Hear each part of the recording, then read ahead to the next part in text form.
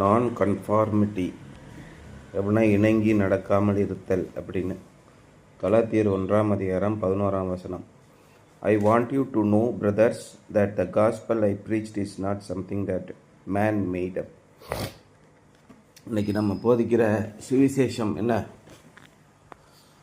What is the gospel? நற்செய்தி அப்படின்னா என்ன? என்ன நற்செய்தியை போதிச்சிட்டாங்க?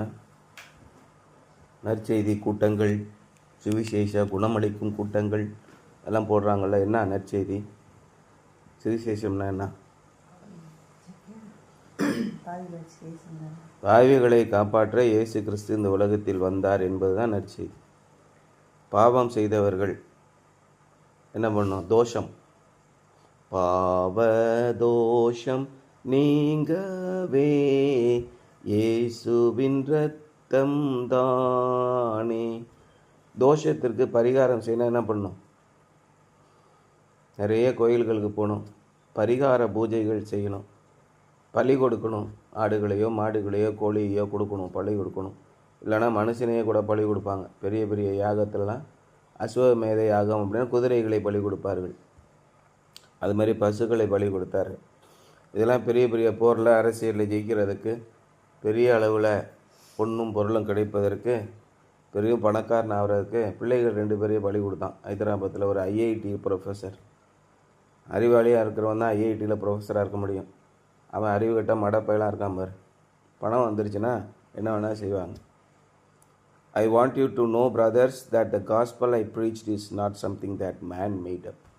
இவை எல்லாம் மனிதர்கள் உருவாக்கிய நிபந்தனைகள். இது எல்லாமே மனிதர்கள் கற்பனைகளை ஏற்படுத்தி கொண்டவர்கள். மனிதர்களாக சில சட்டத்திட்டங்களை வகுத்து கொண்டார்கள். இப்படியெல்லாம் இருந்தால் கடவுளை நாம் பிடித்து கொள்ளலாம், கடவுள் நம்மளை காப்பாற்றி விடுவார் அப்படின்னு நினச்சிக்கிட்டாங்க. மனிதர்கள் சில சட்டத்திட்டங்களை உருவாக்குனாங்க. நீங்கள் பூஜை புனஸ்காரங்களை எல்லாம் செய்தால் உங்களை காப்பாற்றி விடுவார்கள், உங்களுக்கு விமோச்சனம் கிடைக்கும், இந்த பூஜை செஞ்சால் அது கிடைச்சிரும், அந்த பூஜை செஞ்சால் இது கிடைச்சிரும் அப்படின்னு உங்களுக்கு பல விதத்துலேயும் சொல்கிறாங்க.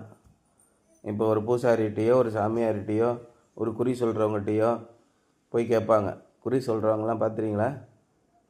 நேற்று ஒரு இதில் பார்த்தீங்களா, ஒரு சீரியலில் பேய் என்ன பண்ணுச்சு, ஒரு வீட்டில் 10 வருஷமாக நிம்மதி இல்லாமல் என்னென்னமோ பண்ணுது அப்படின்னு நியூஸ் பேப்பர்காரங்களாம் செய்தி போடுறாங்க. அசுத்த ஆவிகள் இருக்குது அப்படின்னு. இந்த அசுத்த ஆவிகள், குட்டி சாத்தான்கள்லாம் இருக்குது அப்படின்னா நிறைய பேர் நம்ப மாட்டான். ஆமாம் ஆமாம் ஆமாம் இருக்குது, நீ சொல்லிட்டு போ அப்படின்னு சொல்லுவாங்க. ஆனால் இந்த சோர்ஸ் எரர்ஸ்னு இருப்பாங்க, குறி சொல்கிறவங்க. அதே மாதிரி என்ன பண்ணுவாங்க, மாயாஜால வித்தை காட்டுறவங்க. அதே மாதிரி மற்றவங்களுக்கு என்ன பண்ணுவாங்க, பில்லி சூனியம்னு சொல்லுவாங்க, சூனியம் வைக்கிறவங்க. இவங்கெல்லாம் இருக்காங்க உலகத்தில், அடுத்தவங்களுடைய வாழ்க்கையை கெடுப்பதற்காக. எந்த பில்லி சூனியம் வைக்கிறவனாவது ஒருத்தனுடைய வாழ்க்கை நன்றாக ஆவதற்கு எதாவது செய்கிறானுங்கள்ட்ட செய்ய மாட்டான். அடுத்தவனுடைய வாழ்க்கையை அழிக்கணும்னா சூனியம் வைக்கலாம். அடுத்தவனுடைய வாழ்க்கையை உயர்த்துவதற்கு, சமுதாய உயர்வுக்கு இந்த அசுத்த ஆவிகள் எந்த உதவியும் செய்யாது. இந்த மாதிரி இவர்கள் என்ன பண்ணுறாங்க, இந்த சாமியார்கள், அந்த அசுத்த ஆவிகளை கொண்டவர்கள்லாம் மக்களை மதிமயக்கி, அதான் பவுல் சொல்கிறார், நான் உங்களிடத்தில் வரும்போது நான் ரொம்ப புத்திசாலியாக பேசிக்கிட்டு வரல அப்படின்னு சொல்கிறார். மனுஷர் பேசிக்கிற விதமாய் பேசி நல்லா டான்ஸ் ஆடக்கூடிய போதகர், நல்லா பேசக்கூடிய திறமை உள்ள போதகர், இங்கிலீஷ்லேயும் தமிழ்லேயும் பேசுவார், திறமையாக பேசி வெளிநாட்டில் போய் பிச்சை எடுப்பார். பிச்சை எடுத்து எங்கள் ஊரில் மக்கள்லாம் ரொம்ப கஷ்டத்தில் இருக்காங்க, அவங்களுக்கு நீங்கள் உதவி பண்ணுங்க அப்படின்னு சொல்லி காசை மொத்தமாக வாங்கி இங்கே பெரிய மலையெல்லாம் ஐயா உட்காந்துருப்பார். இந்த மாதிரிலாம் நான் வரல. This is not man made up. I preach the gospel which is not man made up. அவர் என்ன சொல்கிறாரு, மனுஷராலும் அல்ல, மனுஷர் மூலமாயும் அல்ல. நான் யாராலும் எவனும் என்னை அப்போஸ்தலனாக்கல, என்னை எவனும் கிறிஸ்துவுக்குள் வழி நடத்தலை. பிதாவாகிய தெய்வனாலும் இயேசு கிறிஸ்துவினாலும் அப்போஸ்தலனாக ஆனேன்கிறார். உங்களுடைய தனிப்பட்ட வாழ்க்கையில் நீங்கள் யாராலும் இயேசு கிறிஸ்துவை பின்பற்றவே முடியாது. யாருடைய கொள்கையினாலும் ஈர்க்கப்பட்டு நீங்கள் கிறிஸ்தவர்களாக இருக்கவே முடியாது. நீங்கள் இயேசு கிறிஸ்துவினால் மட்டுமே கிறிஸ்தவராக ஆக முடியும். ரட்சிப்பு கர்த்தருடையது. கர்த்தர்னா இயேசு கிறிஸ்து தான் நம்முடைய கர்த்தர். அவர் தான் உங்களுக்கு ரட்சிப்பை கொடுக்க முடியும். அவரை விசுவாசிக்கிறவன், இயேசு கிறிஸ்துவை விசுவாசித்தால் நீயும் உன் வீட்டாரும் காப்பாற்றப்படுவீர்கள். அதான் சத்தியம். Whoso would be a man must be a non-conformist, wrote Emerson. இப்போ என்ன சொல்கிறாரு, யாரெல்லாம் ஒரு மனிதனாக இருப்பானோ அவனை இந்த மாதிரி இணங்காதவனாக இருப்பான் அப்படின்னு எமர்ஷன் அப்படின்னு ஒருத்தர் எழுதுகிறார். Many others agree with him. பல பேர் அவர் சொல்கிறத ஏற்றுக்கிட்டாங்க. The English art critic John Ruskin said, I fear uniformity. You cannot manufacture great men any more than you can manufacture gold. உங்களால் மிகப்பெரிய மனிதர்களை எல்லாம் உற்பத்தி செய்ய முடியாது, தொழிற்சாலையில் வச்சு உற்பத்தி செய்ய முடியாது. ஒரே மாதிரி எப்படி நீங்கள் ஆட்களை உருவாக்க முடியும் அப்படின்னு சொல்லி கேட்டார். உடனே நடுவில் ஒரு 20 ஆண்டுகளுக்கு முன்பாக என்ன வந்துச்சு, குளோனிங் அப்படின்னு வந்துச்சு. குளோனிங் வந்தோடனே என்ன அப்படின்னா, இப்போ ஒரு மிகப்பெரிய ப்ரொஃபஸர் ஒருத்தர் இருக்கார், நல்ல அறிவிலே சிறந்தவராக இருக்கிறார் அப்படின்னா அவருடைய ஜீனை வச்சு அவரை மாதிரியே ஒருவரை உருவாக்கி விடலாம் லேபில் அப்படின்னு சொல்லி சொன்னாங்க. அவர் பேசுகிற மாதிரியே பேசுவார், அவர் சிந்திக்கிற மாதிரியே சிந்திப்பார், அவருடைய அறிவு பூரா அவர்கிட்ட இருக்கும் அப்படின்னு சொல்லி சொன்னாங்க. ஆனால் ஜான் ரஸ்கின் என்ன சொல்கிறாரு, இதே மாதிரி ஆயிடுச்சுன்னா ஒரே குழப்பமாக இருக்குங்க அப்படின்னு சொல்லி சொல்கிறார். த ஜெர்மன் ஃபிலாசபர் ஆர்த்தர் ஸ்காஃபென்சர் என்ன சொல்கிறாருன்னா, கோஃபென்ஸ்ஹார் அப்படின்னு ஒருத்தர் அவர் என்ன எழுதுறாருன்னா, we forfeit 3/4 of ourselves in order to be like other people. மற்றவங்கள மாதிரியே ஆகணும் அப்படின்னு நினச்சிட்டு 3/4 நம்ம என்ன பண்ணுறோம், மறந்தே விடுகிறோம், தடை செய்து விடுகிறோம். இப்போ நம்ம ஒரு ட்ரெஸ்ஸு போடணும்னா யார் மாதிரி ட்ரெஸ் போடணும்னு நினைக்கிறோம், ஏற்கனவே யாராவது ஒருத்தவங்களை பார்த்துருப்போம், அவங்கள மாதிரியே ட்ரெஸ் போடணும்னு நம்ம நினைப்போம். இதுதான் நம்முடைய வேலையே இல்லையா. நம்ம மேக்கப் போடணும்னா யாராவது ஒருத்தவங்களை பார்த்து அவங்கள மாதிரியே இருக்கணும்னு நினைக்கிறோம். நீ தனித்துவமாக எப்பொழுது இருப்பாய் அப்படிங்கிறத பற்றி யோசிக்கிறாங்க. ஃப்ரான்சிஸ் அப்சூரி, first bishop of the Methodist church in the United States என்ன சொல்கிறாருன்னா, once prayed at a deacon ordination, O Lord, grant that these brethren may never want to be like other people. அந்த Methodist search bishop ஒருத்தர் United ஸ்டேட்ஸில் ஜெபம் பண்ணுறாரு. அவர் பேர் Francis அப்சூரி. மற்றவர்களைப் போல் இவர்கள் இருக்க வேண்டாம் என்று இவர்களை நீர் ஆசீர்வதியும் அப்படி சொல்லி ஜெபிக்கிறாரு. Of course there is a wrong kind of individualism that destroys instead of fulfills. உள்ளபடியே நான் தனித்துவமாக செயல்படுகிறேன் அப்படின்னு சொல்லிட்டு அது ஒரு தவறான வகையில் சில பேர் போயிடுறாங்க. அது நம்முடைய ஆசீர்வாதத்தை வாக்குத்தத்தத்தை நிறைவேற்றுவதற்கு பதிலாக அதை அழித்து போடுகிறது. But in a society accustomed to interchanging parts, it is good to meet a man like Paul who dared to be himself in the will of God. எல்லாரும் என்ன சொன்னாங்க, யூத மார்க்கத்துக்கே ஓடினாங்க.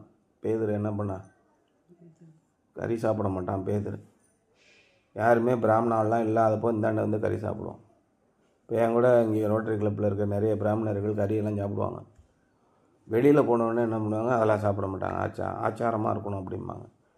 என்னடா அது குழப்புறீங்க அப்படின்னா, சார் அங்கே போகும்போது அப்படி இருந்துக்க வேண்டியா, இங்கே போகும்போது இப்படி இருந்துக்க வேண்டியா, இதில் என்ன பெரிய விஷயம் இருக்குது அப்படின்னு சொல்லி இவங்களோட நான் சேர்ந்தால் இவங்கள மாதிரி இருப்பேன், அவங்களோட சேர்ந்தால் நான் அவங்கள மாதிரி இருப்பேன். அப்போ நீயா எப்போ தான் இருப்பேன், எப்போயுமே நான் நானாக இருக்க மாட்டேன், மாறிக்கிட்டே இருப்பேன். நமக்குன்னு ஒன்று இருக்கக்கூடாது சார். அதுக்கு ஒரு பழமொழி சொல்லுவாங்க, கருத்து, நீங்கள் எப்போயுமே தண்ணி மாதிரி இருக்கணும். தண்ணி வாட்டர் என்ன, water has no colour no shape. அதுமாதிரி நீ அங்கங்கே சேர்ந்து இருந்துக்கணும், அப்படி தான் உங்களால் பிழைக்க முடியும் அப்படின்னு சொல்லி சொல்லுவாங்க. பவுல் என்ன சொன்னார், அப்படிலாம் இல்லை, நீங்கள் கிறிஸ்துவுக்காக ஏசு என்ன சொன்னாரோ அதுபடி இருங்க. ஏசு இப்படி உங்களை கிட்ட வேஷம் போட சொன்னாரா? சரி, இயேசுவே என்ன சொன்னார், ஆயக்காரர் இடத்திலும் பாவிகள் இடத்திலும் பேசிக்கிட்டு இருந்தார், சமாரியர்களோட எல்லாரோடையும் பேசிக்கிட்டு இருந்தார், கானானிய பெண்ணோடும் பேசிக்கிட்டு இருந்தார், எல்லாருக்கும் ஆசீர்வாதம் உண்டு என்பதை நிரூபித்தார். அப்போ பிதாவாகிய தேவன் ஓய்வு நாளுக்கும் ஆண்டவராக இருக்கிறார் என்பதை நிரூபித்தார். இவங்க என்ன பண்ணுறாங்க, சட்டத்திட்டங்களில் ரிஜிட்டாக இருப்பாங்க, ஆனால் பழியையும் இரக்கத்தையும் மறந்து போய்விடுவார்கள். அதான் அவர் சொல்கிறார். Paul's enemies pointed to his non-conformity as proof that his message and ministry were not really of God. பவுலுடைய எதிரிகள் என்ன சொன்னாங்க, இவர் நியாயப்பிரமாணத்தை கடைப்பிடிக்க மாட்டேங்கிறாருங்க. நியாயப்பிரமாணத்தை கடைப்பிடிக்கலன்னா எப்படி பண்ண முடியும்? கடவுளுக்கு பிரியமான மோசே தானே நியாயப்பிரமாணத்தை கொடுத்தாரு, இத்தனை வருஷமாக அவங்க நடத்திட்டு வரலையா? பிதாவாகிய தேவன் தானே நியாயப்பிரமாணத்தை மோசைக்கு எழுதி கொடுத்தாரு, அப்புறம் ஏன் அதை பின்பற்ற மாட்டேங்கிறீங்க அப்படின்னு சொல்லி அவர் தேவனால் உண்டானவன் இல்லை, இயேசு கிறிஸ்து அவரை ஏற்படுத்தவில்லை என்று சொல்லிக்கிட்டு இருந்தாங்க பவுலோட எதிரிகள். Paul's enemies pointed to non-conformity as proof that his message and ministry were not really of God. இதான் சபையில் பிரிவினை ஏற்படுறதுக்கான காரணம். சீஷர்கள் மத்தியிலே பிளவு உண்டாயிடுச்சு. He claims to be an apostle, they argued, but he does not stand in the apostolic tradition. தன்னை ஒரு அப்போஸ்தலர் என்று சொல்லுகிறார். இயேசு கிறிஸ்து தான் என்னை அழைத்தார் என்று சொல்கிறார். பிதாவாகிய தேவனால் என்னை நியமிக்கப்பட்டேன் என்று சொல்கிறார். ஆனால் என்ன, இந்த அப்போஸ்தலருடைய பாரம்பரியங்களை இவர் கைக்கொள்ள மாட்டேங்கிறார் அப்படிங்கிறாங்க. It is this misrepresentation that Paul answered in this section of Galatia. His non-conformity was divinely deliberate. God had chosen to reveal himself in a different way to Paul. அப்போ என்ன சொல்லிட்டாரு, இயேசு கிறிஸ்துவானாலும் சரி பிதாவாகிய தேவனானாலும் சரி, அவர் ரொம்ப ஆரம்பத்திலேருந்தே சொல்கிறார், இன்றைக்கி ராஜாக்கள் எதிராக வந்து படையெடுத்து நாடுகள் விரோதமாக போகும்போது பிதாவாகிய தேவன் ஆரம்பத்திலே சொன்னார், உங்களுக்கு ராஜாக்கள்லாம் வேண்டாம், உங்களை ஆள்வதற்கு நான் இருக்கிறேன், நான் சொல்கிறபடி செய்யுங்க, என்னுடைய தீர்க்கதரிசிகளை ஏற்பாடு செய்கிறேன், அவர்கள் உங்களை ஆளுவார்கள், அது போதும்னாரு. இல்லை எங்களுக்கு ராஜா வேணும், ராஜா வேணுன்னா அவன் ட்ரெஸ்ஸை பிடுங்கிப்பான், அவன் பொண்டாட்டியை பிடுங்கிப்பான், அவன் சொத்தை பிடுங்கிப்பான், அவங்ககிட்ட இருந்து வரி போட்டு பிடுங்குவான், ஏன் வேணாம் அப்படிங்கிறாரு. இல்லை எங்களுக்கு ராஜா வேணும். சரி, நாசமாக போய்த்தோலை. அந்த ராஜா வாங்கின காலத்துலேருந்து இன்றைக்கு வரைக்கும் இஸ்ரேல் நாடு உருப்படவே இல்லை. அப்போ ஆண்டவருடைய திட்டங்கள் வேறு மாதிரி இருந்துச்சு. எல்லாருக்கும் ஒருவர் தான் இறைவன்கிறவர் எல்லாருக்கும் சமமானவர், எல்லாருக்கும் சமமான அளவின்படியே அழைக்கிறார் அப்படின்னு சொல்லி சொல்கிறார். யூதருக்கு ஒன்றும் கிரேக்கருக்கு ஒன்றுலாம் அளக்கலை, இயேசு கிறிஸ்துவை ஏற்றுக்கொண்டவர்களுக்கு ஒன்றும் இயேசு கிறிஸ்துவை ஏற்றுக்கொள்ளாதவர்களுக்கு ஒன்றும் அப்படின்லாம் அளக்கலை, எல்லாருக்கும் ஒன்றாகத்தான் கொடுக்குறாருன்னு சொல்லி சொல்கிறாரு. ஆனால் என்ன சொல்கிறாங்க இவங்க, இல்லை இயேசு கிறிஸ்து யூத பாரம்பரியத்தில் பிறந்தவர், அவர் யூதர்களுக்கு மட்டும்தான் இயேசு கிறிஸ்து, பிராமணர்களுக்கு மட்டும்தான் கடவுள் அப்படின்னு சொல்கிறாங்களே. பிராமணர்கள் மட்டும்தான் எப்படி, பிரம்மாவிடமிருந்து வந்தவர்கள், தலையிலிருந்து வந்தவர்கள். நேற்று ஐயா சொன்னார்ல, அவர் பெண்ணை படிக்கும்போது எங்கேருந்து படித்தார், தலையிலேருந்து படித்தாரா, காலிலேருந்து படித்தாரா, இந்த சூத்திரங்கள்லாம் அதுக்கு பின்னாடி வந்துருச்சு பார். அதனால் விழா எலும்பிலே நடுப்பகுதியிலிருந்து படைத்தார், சமமானவர்களாக உருவாக்கினார் அப்படின்னு சொல்லி சொன்னாங்கள்ல. அது மாதிரி தான் எல்லாருக்கும் இறைவன் சமமானவன். நீங்கள் இறைவனை தொழுது கொண்டீர்கள் என்றால் நீங்கள் சட்டத்திட்டங்களுக்கு முரணாக போகிற மாதிரி இருக்கும், ஆனால் கரெக்டாக போய்கிட்டு இருக்கீங்க. மற்றவங்க தான் சட்டத்திட்டங்களுக்கு முரணாக போயிட்டுருக்காங்க. நியாயப்பிரமாணத்தின்படி என்னத்தை மீறிட்டார் பவுல், 1வது கற்பனையை மீறினாரா, 10வது கற்பனை வரைக்கும் எதை மீறி இருக்கிறார், அதையெல்லாம் மீறலை. மனுஷர்கள் அவர்களே ஏற்படுத்தி கொண்ட கற்பிதங்களை மீறினார். ஞாயிற்றுக்கிழமெல்லாம் அதெல்லாம் செய்யக்கூடாதுங்க, யாருங்க சொன்னாங்க ஞாயிற்றுக்கிழமை செய்யக்கூடாதுன்னு அப்படின்னு கேட்குறாரு. மற்ற இயேசு கிறிஸ்துவை பற்றி தெரியாத யூத பாரம்பரியத்தில் வராத மக்களுக்கு இயேசுவை பற்றி சொல்லக்கூடாது அப்படி எங்கன்னா போட்டிருக்கா, ஒன்றுமே இல்லை. எகிப்திலிருந்து வரும்போது யூதர்களும் இஸ்ரவேலர்கள் மட்டுமா வந்தாங்க, கூட வேறு யாருமே வரலையா, வந்தாங்க. அவர்கள் ஆண்டவரை ஏற்றுக்கொண்டார்கள். அவர்கள் ஆண்டவரை பின்பற்றினார்கள். அவர்கள் ஆசீர்வாதத்தை பெற்றார்கள். அப்புறம் என்னையா, எதுவுமே கேள்வி கேட்டால் பதில் சொல்ல மாட்டான். இல்லை நீ விதாண்டவாதம் பண்ணுற, நீ சரியில்லை, உன்னை சபையிலேருந்து துரத்தி விட்றான் அப்படிமா. இதான் நான் கன்ஃபார்மிட்டி. நீங்கள் சொல்கிற வழிக்கெல்லாம் நான் வர வேண்டியதில்லை. பிதாவாகிய தேவனாலும் இயேசு கிறிஸ்துவினாலும் அப்போஸ்தலனாகிய பவுல் அப்படின்னு அவர் எழுதுகிறார். இந்த 12 வெண்ணைகளும் ஒன்றும் பண்ணலை, நான் இயேசு கிறிஸ்துவை என்னை ஏற்படுத்தினார் அப்படின்னு சொல்கிறார். ஆகவே நீங்கள் இறைவனுக்கு பயந்து நடக்க வேண்டும் என்றால் இப்படி தான் போகணும். In what ways are you nonconformist? How does this play into the way you serve God? என்னென்ன வழிகளிலெல்லாம் நீங்கள் இப்படி இறைவனுடைய கொள்கையின்படி நடந்து மக்களுடைய கொள்கைக்கு எதிரானவர்களாக இருக்கிறீர்கள் கேட்குறார். என்னென்ன விதங்களில் எதிரானவர்களாக இருக்கிறீர்கள், இணங்காதவர்களாக இருக்கிறீர்கள்? How does this play into the way you serve God? இறைவனை நீங்கள் தொழுது கொள்வதிலே இது எவ்விதமாக செயல்பாட்டில் அமைகிறது அப்படின்னு கேட்குறார். நாம் இறைவனை தொழுது கொண்ட காலையில் அதான் பேசிட்டு போயிட்டு இருந்தோம். மணிக்கடன் வந்து இந்த நேற்று 3 பிள்ளைங்க வந்து அப்படியே ஆடம்பரமாக அவுத்து போட்டுக்கிட்டு நாங்கள் அப்படியே போயிட்டுருக்கோம். எங்கேம்மா போகிறீங்கன்னா, நாங்கள் காலேஜில் படிக்கிறோம், ஃபோட்டோ எடுக்க போகிறோம் அப்படி. அப்படி 3 பேரும் தெரிஞ்சால் பின்னாடி 4 பேர் போக மாட்டானா? அதான் பிரச்சனைக்கு காரணம். விபசாரம் செய்யாது இருப்பாயாகன்னு எழுதியிருக்கு. விபசாரம் செய்கிறதுக்குனே அலைஞ்சா என்ன பண்ணுவோம்? அப்புறம் இவங்களும் ஜெயிலுக்கு போனால் அவங்களும் ஜெயிலுக்கு போனால் நாசமாக போக வேண்டியதான். அப்போ இறைவனுடைய வழிகளை விட்டு விலகி போகிறவர்கள் எல்லாரும் சிக்கலில் மாட்டிப்பாங்க. இறைவனுடைய வழியிலே நடக்கிறவர்கள் யாரும் பிரச்சனையில் போக மாட்டாங்க. ஏன்னா இறைவன் அவர்களுக்கு துணையாக இருக்கிறார். இறைவனுடைய வழியிலே நடக்கிறவர்களுக்கு அப்போ சோதனைகளே வராதா? கண்டிப்பாக வரும். சோதனைகள் வராமல் போவது கூடாத காரியம். ஆனால் அதற்கு தப்பி போகத்தக்கதான வழியையும் நான் உண்டாக்குவேன். அதான் ஆண்டவர் நமக்கு சொல்கிறார். வாக்குத்தத்தம். அவை இறைவனுடைய வழியிலே நடங்கள். மனுஷருடைய வழிகளுக்கு இணங்காதவர்களாயிருங்கள். நம்மளை முரட்டாட்டம் பண்ணுகிறவர்களாகவும் துராக்கிரதம் பண்ணுகிறவர்களாகவும் நினைப்பார்கள். நம்மளை போட்டு திட்டுறான். பவுலே திட்டுறாங்க. நான் இயேசு கிறிஸ்துவே திட்டினான். இவன் மோசையுடைய நியாயப்பிரமாணத்தை புரட்டி போடுவான் என்று இவன் சொல்லதை நான் கேட்டோங்கிறான். மோசையினுடைய நியாயப்பிரமாணத்தின்படி ஏன்டா சமுதாயத்தை நாசம் பண்ணுறேன்னு கேட்டார். ஒரு மனிதன் சூம்பின கையோடு பிறந்து விட்டான். கண் பார்வை இல்லாதவனாக பிறந்துட்டான். அவனை குணமாக்குறது தப்பா? ஓய்வு நாளெல்லாம் குணமாக்கக்கூடாதுங்க. சரிங்க, ஓய்வு நாளில் குணமாக்க விட்டுறான். உங்களுடைய மாடோ ஆடோ ஒரு குழியில் விழுந்துருச்சு, நீ தூக்கி விடுவியா விடுக்க மாட்டியா? அதை தான் கேட்டார். எப்போ தூக்கி விடுவியா தூக்கி விடாமல் இருப்பியா? ஒரு மாடு விழுந்துருச்சு, ஒரு கழுதை விழுந்துருச்சு, ஒரு ஆடு விழுந்துருச்சு, உன்னுடைய ஆடு ஞாயிற்றுக்கிழமை தூக்கி விடுவியா அப்படியே விட்டுட்டு போயிடுவியா? பேசாமல் இருக்கான். ஏன்னா தூக்கி விடுவான். மாடு விழுந்துச்சுன்னா தூக்கி விடுவான். மனுஷன் விழுந்தால் தூக்கக்கூடாது. என்னடா நியாயப்பிரமாணம் உங்களுக்கு வச்சுருக்கீங்க? இதெல்லாம் ஆண்டவர் சொல்லலை, நீனா உருவாக்கிக்கிட்ட. இதுக்கெல்லாம் இணங்கி நடக்க முடியாதுன்னு இயேசு சொன்னதுனால அவனை சிலுவையில் தூக்குனாங்க. அதே மாதிரி பவுல் சொன்னார்.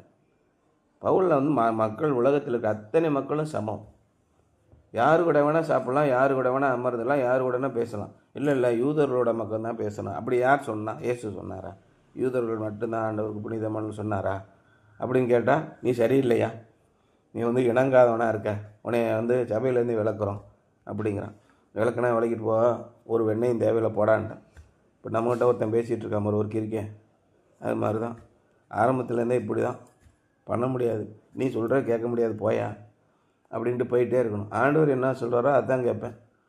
நீ சொல்கிறது கேட்க முடியாது, நீ சொல்கிறது நியாயம் இல்லாதது. எந்த வசனத்தினாலே நீ சொல்வது நியாயம் என்று சொல்ல முடியாது அவனால். இயேசு கிறிஸ்து அதே கேட்டார். என்ன சட்டத்தினாலே என்னை நீ அழைக்கணும்னு சொல்ல முடியல. அதனால் சில கற்பனைகளுக்கு இறைவனோடு நீங்கள் நெருங்கி போகும்போது மனிதர்களுக்கு இணங்காதவர்களாகத்தான் இருப்பீர்கள். அது தேவனுடைய சபையை கட்டும். இறுதியிலே இந்த 2000 ஆண்டுகளாக நம்ம பார்த்துட்டோம். பவுலுடைய பிரசங்கம் சபையை கட்டுச்சா? பேதுருவனுடைய பிரசங்கம் சபையை கட்டுச்சா? பாருங்கள், இல்லையா? பவுலுடைய பிரசங்கம் தான் சபையை கட்டுச்சு. அதனால் தேவனுடைய கற்பனைகளை கைக்கொள்ளுங்கள், மனுஷருடைய கற்பனைகளுக்கு இணங்காதவர்களாக இருங்கள் அப்படிங்கிறதா இன்றைய தலைப்பு. சரியா?